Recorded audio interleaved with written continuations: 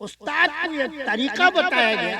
आपने देखा होगा किसी जमाने में आखुंदी लोग जब कुरान पढ़ाते थे, आखुंदी लोग, अब तो आखुंदी दुनिया में रहे नहीं, खैर जब पढ़ाते थे तो वो उनका तरीका ये था कि वो भी पढ़ाते थे, बच्चा भी पढ़ता था। अब उस्ताद को पता नहीं बच्चा क्या पढ़ता, बच्चे को पता नहीं मैं उस्ताद क्या पढ़ता। समझ में आई बात? तरीका पढ़ने पढ़ाने का ऐसा नहीं होता, बल्कि उस्ताद पहले पढ़े, बच्चा उसको दिल के कान से सुने और फिर उसको दोहराए। समझे? एक एक आयत, एक एक लफ्ज। मिसाल के तौर पर अगर उस्ताद कहेगा अलिफ तो वो भी कहेगा अलिफ उसके साथ नहीं, पहले उस्ताद कह देगा अलिफ, उसके बाद वो सुन के कहेगा अलिफ। और अगर आयतें एक एक आयत अगर पढ़ाए तो पहले उस्ताद पढ़ाए, फिर बच्चे उसको सुने, फिर उस्ताद कहे कि तुम दोहराओ मैंने क्या पढ़ा। समझ में आई बात? ये है कुरान के पढ़ने पढ़ाने का तरीका, तहजीब, उसका सलीका। मेरे भाई और दोस्तों, आज का ये जो जश्न है हिफ्ज़े कुरान की खुशी में, अल्लाह ताला इस जलसे को उस हाफिज़ कुरान को कबूल फरमाए, और जिसने उन्हें हाफिज बनाया अल्लाह ताला उनकी अनथक जद्दोजहद, अनथक मेहनतों को कबूल फरमाए। मेरी नजर में तो शायद ये दुनिया की पहली मिसाल है। ये हमारे इलाके में मेरी जानकारी के मुताबिक मैं कह सकता हूँ कि ये दुनिया की पहली मिसाल है कि मकतब से भी कोई बच्चा हाफिज कुरान बन के निकला।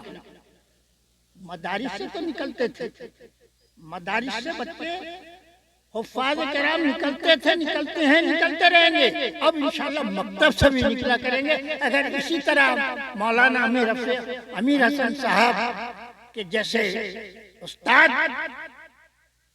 किसी को मिल जाए तो वो बड़े खुशनसीब बच्चे हैं और उनके वालिदैन भी खुशनसीब। मेरे भाई और दोस्तों, ये मर्तबा बुलंद मिला जिसको मिल गया, ये मर्तबा बुलंद मिला जिसको मिल गया, हर बुल हवस के वास्ते दारो रसन कहाँ। मेरे दोस्तों, बड़ी मेहनतों से कुरान पढ़ाया जाता है और हिफ्ज कराया जाता है, बड़ी मेहनतों से। आपको शायद इल्म होगा, आपके यहाँ भी मदारिस हैं, बच्चे 4 बजे रात से उठते हैं, 4 बजे रात से, जबकि हमारे घरों में बच्चे 7 बजे सोकर उठते होंगे। मगर तलबा, दीनी तलबा मदारिस में 4 बजे रात से जगाए जाते हैं और उस वक्त से उनकी तालीम का सिलसिला शुरू हो जाता है। और फजर की नमाज के बाद ही जो दर्जे हिफ्ज़ के बच्चे होते हैं अपने असबाक सुनाते हैं, क्योंकि दिन में उनको 3 बार सुनाना है। पहले सबक सुनाना है, फिर उसके बाद पारे सबक सुनाना है, फिर उसके बाद आमुक्ता सुनाना है। तो फजर से एक शाम तक ये दौरा चलता रहता है। वो हाफिज लोग ही जानते हैं, आप और मैं नहीं समझ सकेंगे। तो मेरे दोस्तों, अल्लाह का बड़ा एहसान करम है कि आपको एक जय्यद आलिम, एक जय्यद हाफिज कुरान मिला, जिसके सदक़े तुफैल हमारा बच्चा हाफिज कुरान के शर्फ से माला माल हुआ। अल्लाह ताला हम सबों को भी अपने बच्चों को पढ़ने पढ़ाने की सहूलत और तौफीक। मेरे भाइयों, कुरान पाक का हिफ्ज़ कर लेना,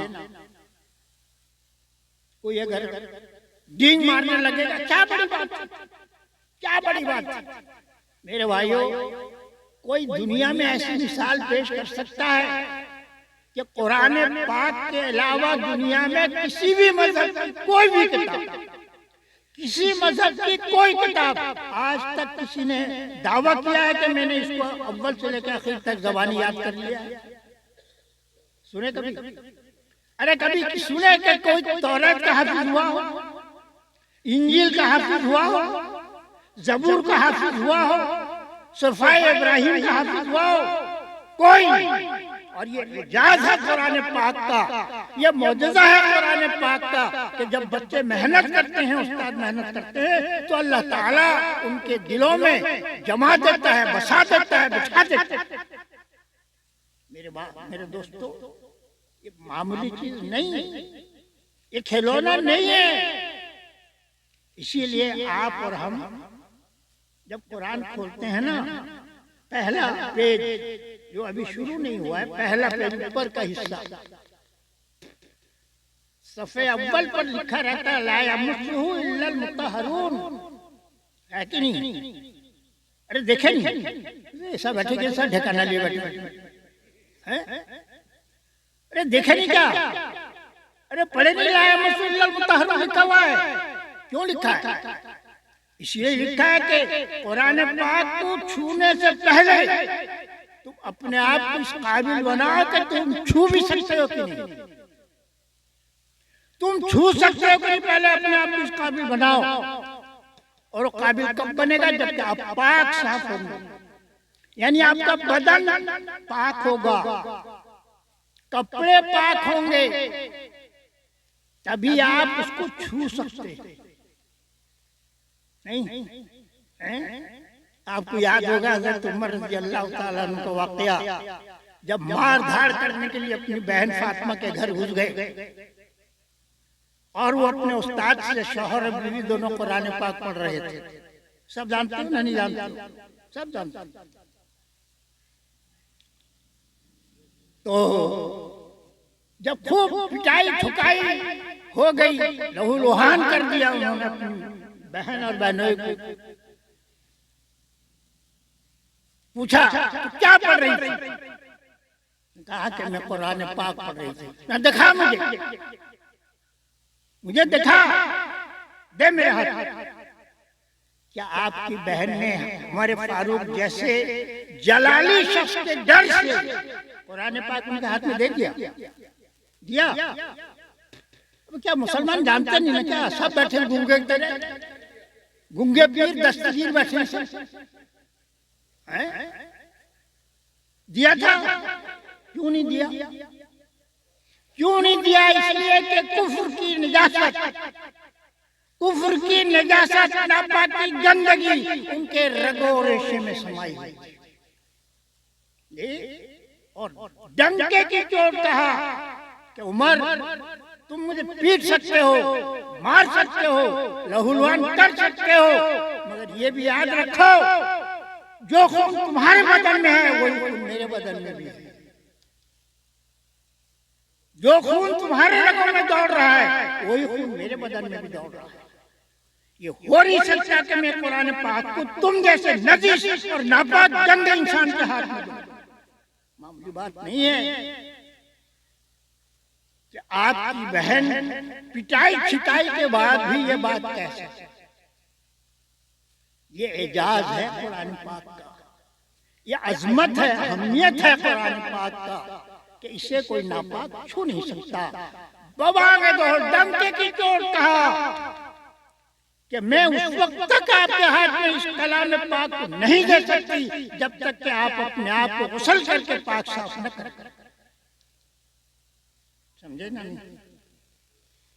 ला यमस्सुहु इल्लल मुत्तहरून। मेरे दोस्तों, आप सब मौलवी लोग हैं तो मसला जानते हो। देखो, जुज़दान में कुरान लपटा हुआ होता है, अच्छा नहीं? जुज़दान को समझते हो? जुज़दान में लपटा हुआ, जुज़दान में लपटे हुए कुरान को भी आप बेवजू नहीं छू सकते। समझे? बेवजू नहीं छू सकते, जबकि कुरान पाक अभी अंदर है, मगर चूंकि इसका ताल्लुक, इसकी मुलाबसत उसके साथ हो गई है, इसीलिए वो जुज़दान भी इतना मोहतरम है जितना कुरान पाक। समझे? जुज़दान को भी बगैर वुज़ू के आप छू सकते। इसी तरह कुरान पाक को बगैर वुज़ू ज़बानी तो पढ़ सकते हो, ज़बानी पढ़ सकते हो, मगर हाथ में लेकर नहीं पढ़ सकते। समझ में आई बात? ज़बानी पढ़ सकते। इसी तरह अगर जुनूबी हैं आप, बदन आपका नापाक है, तो ज़बानी नहीं पढ़ सकते। समझ में आई? ज़बानी नहीं पढ़ सकते कुरान पाक को अगर आदमी नापाक है, जनाबत की हालत में है। तो जनाबत की हालत में अगर हो तो जबान से भी कुरान पाक की क़िराअत और तिलावत नहीं हो सकती। और बेवजू अगर हो तो कुरान पाक को हाथ में लेकर पढ़ नहीं सकते। हाँ, इतनी गुंजाइश है कि बेवजू होने की हालत में आप जबान से तिलावत कर सकते हैं, पढ़ सकते हैं। समझ में आई बात? और कहने को तो भी नहीं चाहता, फिर भी कह दे, मुमकिन है किसी के काम आ जाए। आदमी पाक कब होता है, आदमी नापाक कब होता है? आदमी, भाई आप लोग को वहशत तो नहीं हो रही जी? घबरा तो नहीं रहे? नाजिम साहब किस वक्त तक चले गए? मैंने तो अवाम से बात कर लिया, जब तक अवाम बैठे रहेंगे मैं बैठे। बहुत दिन में आज पकड़ में आए हैं आप लोग। और यूं तो जुम्मे के दिन आता हूँ इमाम साहब के इजाजत से 2-4 अंडा तलने की बात हो जाती है, 2-4 मिनट 5 मिनट। तो क्या है, खुदाई मिला ना साले सनम, इधर के रहे ना उधर। तो आज जब ये मौका मिला है और हमारे मोहसिन करम फरमा ने बहुत जोर डाला, मैंने इनसे माजरत भी की थी उस वक्त। कल भी मैंने माफी मांगी, भाई मुझे माफ, मगर वो मानते ही नहीं। तो भाई अगर मैं यहाँ आ गया हूं तो आपको भी मेरा साथ देना पड़ेगा। न मालूम कल फिर हम इकट्ठे हो या ना जी। गनीमत जान लो मिल बैठने को, गनीमत जान लो मिल बैठने को, जुदाई की घड़ी सर पर खड़ी। मेरे दोस्तों, कोई नहीं कह सकता कि कल फिर हमारी मुलाकात हो। इज़ा जा अजलुहुम ला यस्तअखिरून साअतन वला यस्तक़दिमून। चलते फिरते उठते बैठते जिस वक्त बुलावा आएगा, चारों नाचार लब्बैक कहना पड़ेगा। नहीं पड़ेगा, ये तो हमारे आंखों का मुशाहिदा है ना, हम अपनी आंखों से देखते हैं। तो बहरहाल मैं ये कह रहा था कि आदमी नापाक कब होता है, आदमी पाक कब होता है। आप लोग सोचते रहेंगे ये मौलवी का कहीं दिमाग बिगड़ गया, भी इधर उधर की बात बकने लगा। क्या हम लोग इतना नहीं जानते कि आदमी पाक कब होता है, नापाक कब होता है? जरूर जानते हो, जरूर जानते होंगे, मगर कुछ हैं ऐसे इस मजलिस में भी होंगे जिनको इल्म नहीं है। मैं डंके की चोट कह रहा हूं और ये मेरा दावा है।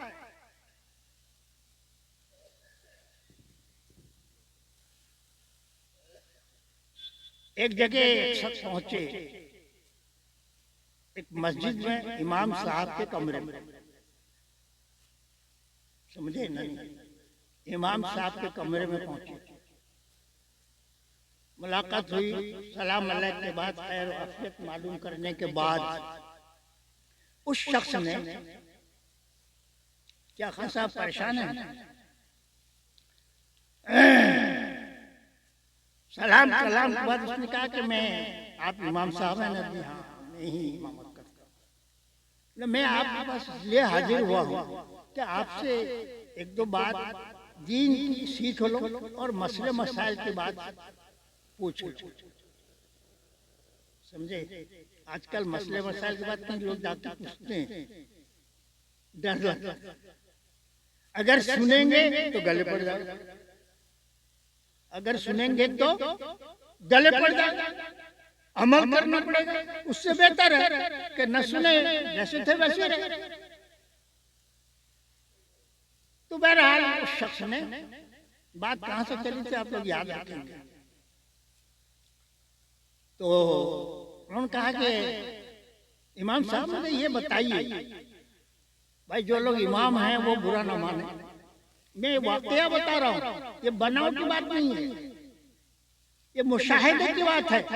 मेरे सामने उस शख्स ने खुद बयान किया, एक हाफिज कुरान की मौजूदगी में।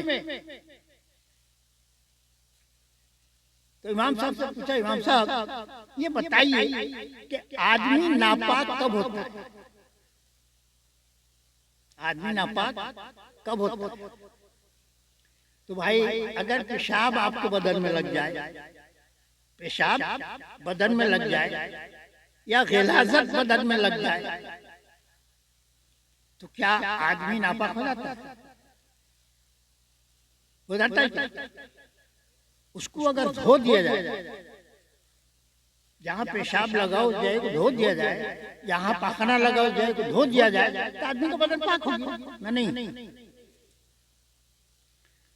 और अगर किसी को इहतिलाम हो जाए, जनाबत की हालत पेश आ जाए, तो उस वक्त आदमी का बदन पूरा रोंगटा उसका नापाक हो जाता है। रोंगटा नापाक हो जाता है। ना वो मस्जिद में दाखिल हो सकता है, ना वो कुरान पाक छू सकता है, ना कुरान पाक जुबान से पढ़ सकता है, कुछ नहीं।